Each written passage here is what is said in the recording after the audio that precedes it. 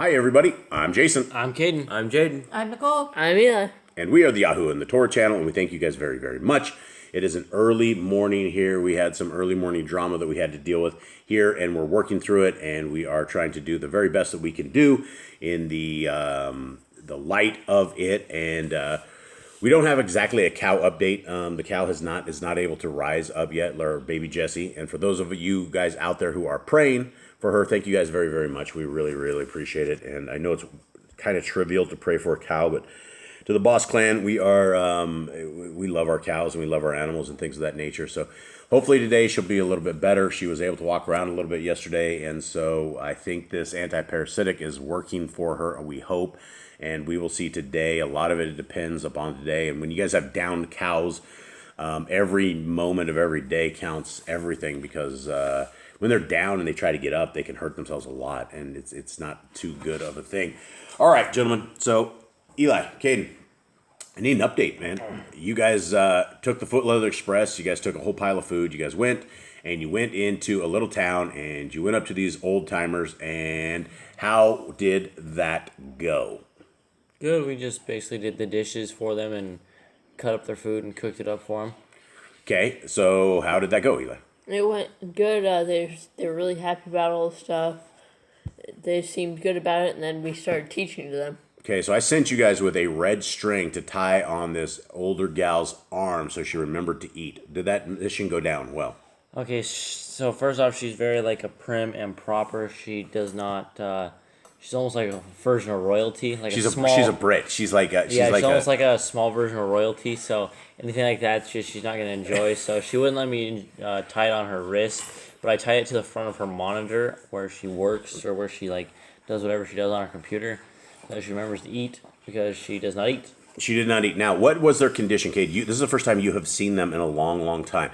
You were describing her face. Yeah, her face was like really bruised. I did not know what was wrong with it. It was just like the side of it was like completely bruised, and apparently that's better than it was. But that was the first time I've seen her. So Eli, was it better than it was? Mm-hmm. It was less puffy and a lot less bruised. A lot less bruised. Okay, now she's not. So her doctor says she's not supposed to be walking around, but she is walking around with a walker, right? Yeah. Right. Now, what is the condition of her and the I said Mr. F and Mrs. M? What is the condition of Mr. F? He's fine, I think. He's normal. He's just a little old, not totally cognitive, but he's good. Not totally cognitive. That isn't a good sign. I mean, if you're not totally cognitive, that's means you're kind of out there a little bit. He did tell me the same story he's told me for the last 3 years I've known him, but yeah, that's what happens with old folks. Old folks will tell you the same story over and over, and they don't know. It's just it's a good story to them, and so I've definitely listened to that story, their stories over and over and over. Now, Eli, Kate, your mission was to work on their Christian cult upbringing, and how did that go? it went pretty terribly, honestly.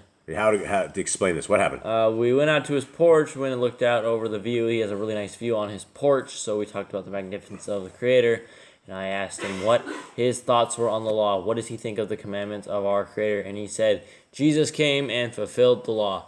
I said, what does that mean to you? And he says, that means I am no longer under the law, that he did away with the law. I said, what does that mean, though, that he came to fulfill the law, not to destroy it? And then he's like, I guess that means he came to do it. And I said, yeah, that's correct. So we went over that, and we went over, depart from me, ye who do not keep the Torah. If you love me, keep my commands. And he basically had no answers besides he was saved at 11 years old. He's been reading the Bible ever since. Once saved, always saved. That is the motto of the Christian religion. Eli, what experiences did you have? Would you work on Mr. F at all? Not really. Did you work on Mrs. M? No, she mainly was over by her computer most of the time with her headphones on. Okay, so you guys were just doing little servant stuff, and you guys were unable to. What else? What other stuff did he have as far as excuses? You guys were there for at least a couple of hours, right? I mean, that's all he had was excuses. He wants me to draw a book for him. Right. Cade's our resident artist, and so this old timer has like written these children's books, but were kind of sketched out about the children's books because it seemed like a transgender bear or something, a bear that has no gender. And so we were originally going to help him out, and then it got a little weird with the bears and things. And we're like, yeah, I don't know if we want our anything on this at all. All right, so what's the bottom line? How are these old timers? Did they eat anything while you guys were there? Yeah, she did. She did. That's good. Okay, what'd she eat? She had her breakfast, which is like porridge. Porridge, isn't that kind of like oatmeal or something? I think it's oatmeal. Yeah, I think it's just Okay. I think it's a fancy way of saying oatmeal. Fancy way of saying oatmeal. All right, so this is, I guess, one little quick thing. Kate, you've never seen the kind of spoons that these people have. All right, and before this, let me tell you a little bit about our family. So our family, we're kind of like the Boondocks people, if that is one thing. I mean, we walk around with holes in all our clothes. We're rough. We're in the middle of a jungle, and so we're just a little bit different.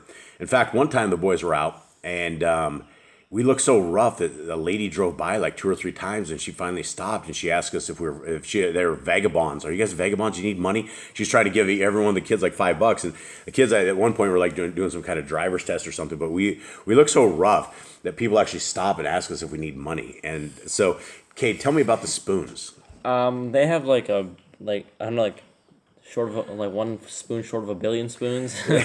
I mean, there's like, I open the drawer because I'm doing the dishes, and I'm like, I open it and there's like an entire like drawer just full of like different size spoons, and I don't know why you need so many spoons. Yeah, for so two people in the house. There's like so many spoons. But there's a spoon for everything. See, this is what we don't understand is we're not from the city world. We're not from the prim and proper stuff. We sometimes don't even use spoons. But what do they have? What kind of spoons do they have? Okay, so she explained to me. So they had a regular spoon, a soup and dessert spoon, Soup spoon. and a. What's a dessert spoon look like? It's just bigger. It looked like a regular spoon. Okay, so we have dessert spoons. Maybe it's like a little bit smaller. Huh. And then Soup spoons are usually wider. Right. Okay. So we had and then there was like a teaspoon. It was like really long, with like a little short head. What's a teaspoon for? Probably for Tea? stirring tea. Tea, for like real tea. Okay. Yeah. What else? What are spoons?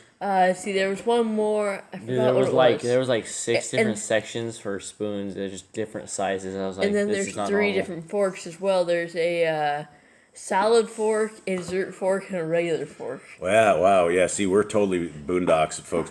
Now, I don't know if she had one of this, but when I was growing up, my mom had a grapefruit spoon. Did she have a grapefruit spoon?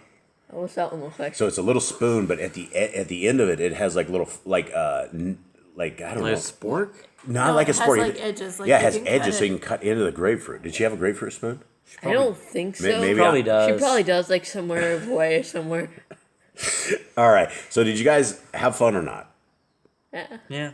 Kind of, sort of. You don't want to admit it on video. It wasn't good. Was it a good time? No, I just had to run to the store and I came back and there was nothing like really like interesting happening. It was just basic doing the dishes and cutting. up food. There's some weird conflict up there because she has like some friends that live next to her or something, and I don't know if they like us or they hate us or whatever. But we had to sneak in, and the neighbor came over and they snuck out, so they did not want us to be seen there.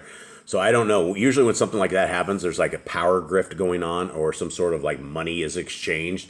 And so everything we do is like there's no charge to anything, right? We donate all our time. We're not there for cash. We're there for them because we love them, and they're in just real dire straits right now. So anyway, there was some weird stuff there, and I guess that's it. Anything else that we have from that? Nah, I think that's it. Are we doomed? Are they doomed? Are they going to hear "Depart from me, ye who work lawlessness"? I don't know. I can't. What's going to happen at their age? I mean, how is y'all going to deal with something of this sort? Where these guys, this is all they're really, really nice people. That's the thing. They're super, super nice, but they're super Christians. Yeah, but niceness doesn't get you into the kingdom. It's not niceness being what is it called, a good person. That's not what's going to get you in the kingdom because you think you're saved, but you're not saved. But can they start keeping laws at 90 years old? I mean, yeah, anyone can keep the laws at any age. but you tried to chisel through to them, and it was concrete. It was like it's like years and years and years and years of like Indoctrination. traditions and what they want to do, and trying to change someone after 90 years or 80 years of them living the same religion. It's very hard to get someone to change. Yeah, so you guys will probably have like 1 or 2 more experiences up there. I'll probably have to send you up there. Kay's like, Kay doesn't like going up there. But Eli, he doesn't really say too much because we just send him off anyway, whether he likes it or not. But you'll have another couple times to do this, depending on how it goes. It may just be Eli, or it may be both of you guys. But either or, we are doing the work of the kingdom, and maybe I'll send Jade up there. You want to go up there, Jade? Sure. You'll do it? Sure. You'll go Mr. Doctor, or Mr. F? Yeah, I think I have some better points than maybe they had for He's him. actually a doctor. He was an old doctor back in the day, so I try not to actually use his name and stuff. So, yeah, so anyway, that'll be that. Okay, so anyone else have anything interesting? Anything at all? Let's do praise and worship. What do you got to be praised and worship about, Jade? Everyone's a little solemn here. It's really super early here for everybody. Thankful for the moon that we have nightlight. Nightlight? But we don't always have it sometimes. Sometimes we don't have nightlight. It's gone. You still have the moon, though? Yeah, it's cool. It's cool. Hey, you know what they're going to do? NASA is just about to launch the first rocket they've ever had in over 50 years to the moon. But this time they have Found the technology. They have mannequins in it. They're not putting humans into it. So 50 years ago, we were actually able, supposedly, to go to the moon, right?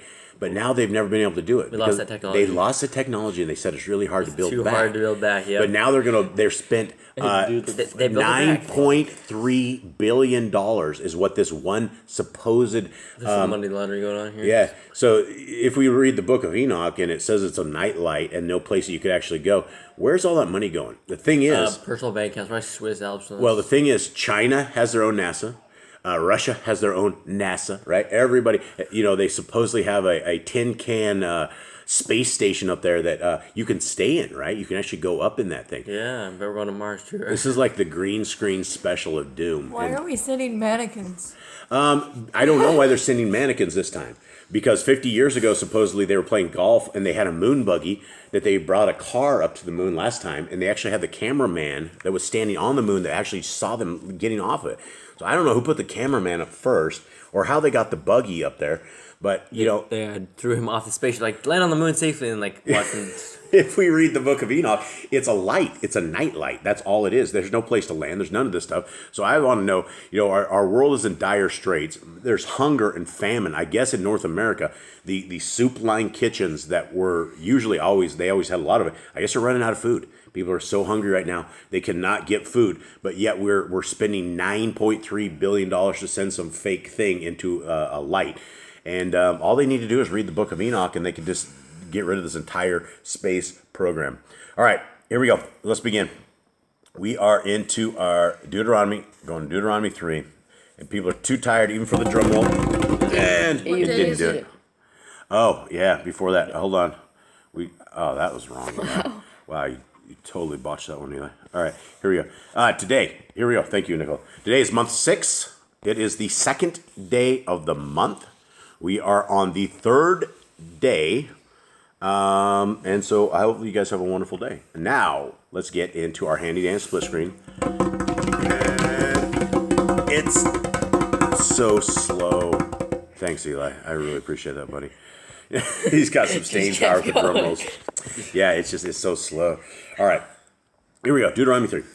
And where were we at? Deuteronomy 1-2 is a recap. Recapping right? of what happened. Yeah, Moshe's going down memory lane. He's letting all the kiddos know exactly how they screwed up to begin with. How they went with Esau, how they dealt with the people, how they killed the people that Yah told him to smote, that they wouldn't let him into the land. He basically let them into the hands of the Israelites, and they basically smote the rest of the people. Killed them all. All right, here we go. Deuteronomy 3. Then we turned and went up the way to Bashan, and Og, the king of Bashan, came out against us, he and all his people, to battle at Edrei. And Yahuwah said unto me, Fear him not, for I will deliver him and all his people and his land into your hand. And you shall do unto him as you did unto Sihon, king of the Amorim, which dwelt at Chesbon. So Yahuwah Eloheinu delivered into our hands Og also, the king of Bashan, and all his people, and we smote him until none was left to him remaining. And we took all his cities at that time. There was not a city which we took not from them. 80 cities, all of the region Argob, the kingdom of Og in Bashan. 80 cities, guys. That's a lot of cities. 60 cities. Dude, they own these places. I mean, to take out one city, that would have been something amazing. I wonder if they took the city and lived in the city. Well, here's the thing about taking a city, right? If you're going to take a city, people are going to fight you, right? You're not going to just be able to walk into somebody's house without somebody trying to fight you. It doesn't matter what it is. And they took 60 of them. They took 60 of them successfully. All right. 5. All these cities were fenced with high walls, gates, and bars, beside unwalled towns, a great many. And we utterly destroyed them, as we did unto Sihon, king of Chesbon, utterly destroying the men, women, and children of every city. That was a lot of blood. There's a lot of graves. But all the cattle and the spoil of the cities we took for a prey to ourselves. And we took at that time out of the hand of the 2 kings of the Amorim the land that was on this side of the Yarden, from the river of Arnon unto Mount Kermon, which Kermon the Zidonian call Shurion, and Emorian call it Shinir. I think that's Sinir, yeah. All the cities of the plain, and all Gilead, and all Bashan, unto Kalka, and Edrei, cities of the kingdom of Og in Bashan. For only Og, king of Bashan, remained of the remnant of the Rephaim. Behold, his bedstead was a bedstead of iron. It is not in Rabbath of the children of Ammon.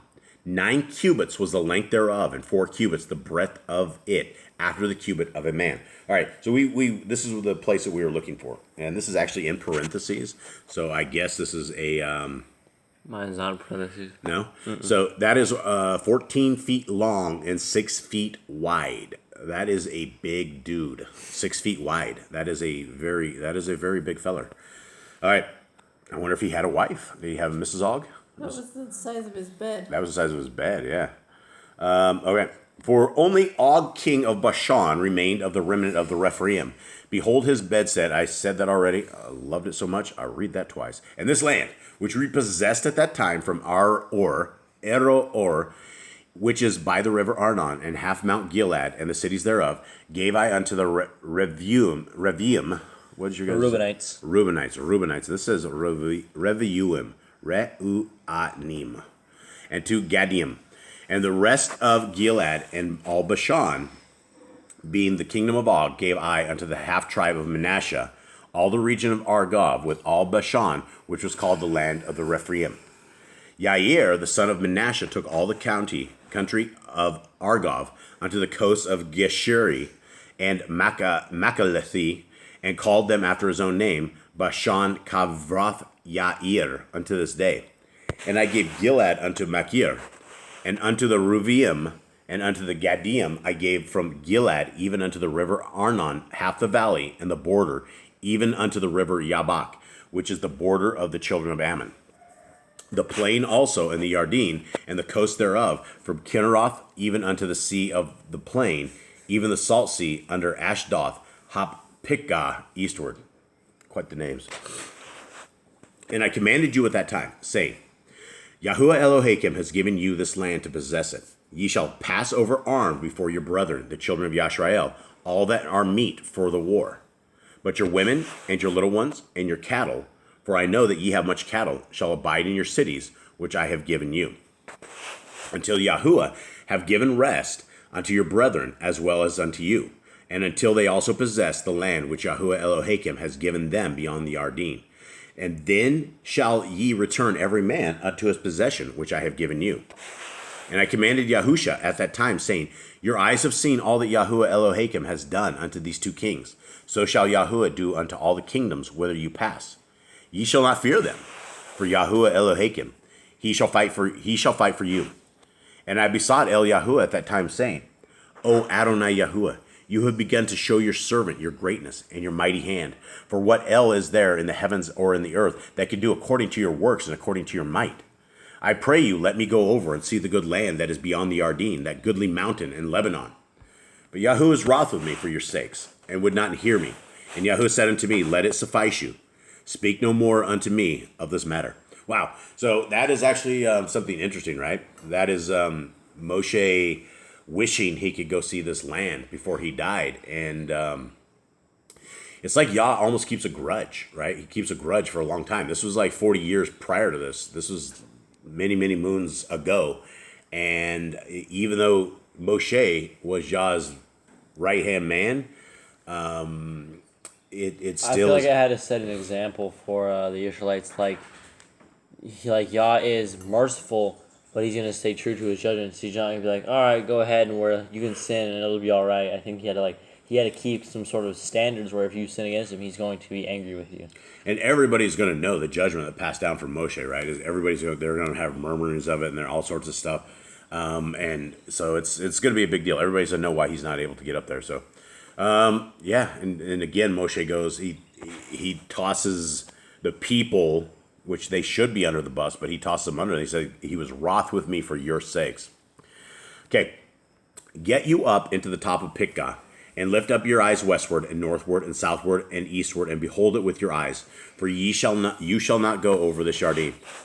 But charge Yahusha, and encourage him, and strengthen him, for he shall go over before this people, and he shall cause them to inherit the land which you shall see. So we abode in the valley over against Bet Peor.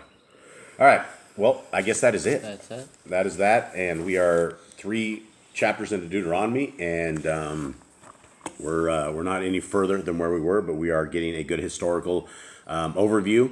And for those who are Spanish speakers, which you're probably not listening to this, but if you are, tonight we will have Youth for Yah in Spanish. If you guys would like to tune in, it is in Proverbs. What do you guys got? Proverbs 6? 6. 6 tonight, and so in Espanol, and also the Youth for Yah, which is on Thursday nights. If you guys can, we'd appreciate some prayers for this, for probably the ministry, for the hearts, minds, and souls of the youth that are delivering these messages, that they are encouraged, that they are strengthened up, and that the messages are only from Yah. So we appreciate everything you guys have done. We appreciate you guys as a family. Thank you guys very, very, very much for your comments, for your support, for your love. And I guess we will see you guys tomorrow. All right. Shalom. All right.